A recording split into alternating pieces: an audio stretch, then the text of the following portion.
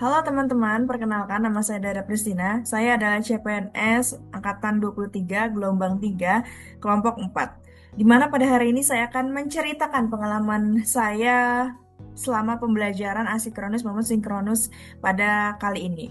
Di mana awal-awal belajar kita belajar mandiri, di mana saat itu kita bisa tahu gambaran-gambar secara umum mengenai ASN itu apa dan bagaimana ketentuan-ketentuan ASN dalam berakhlak.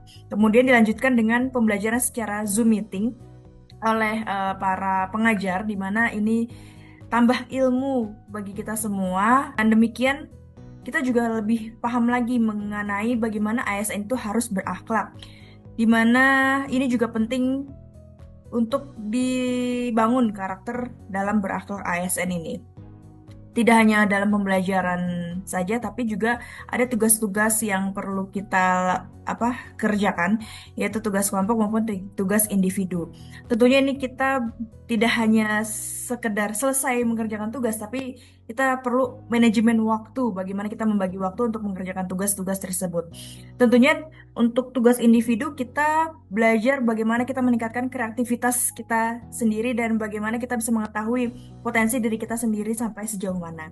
Dan untuk tugas kelompok tentunya banyak hal-hal yang cukup asik karena kita berinteraksi dengan teman-teman dan disinilah tumbuhnya bagaimana kerjasama tim, bagaimana kekompakan tim itu terjadi.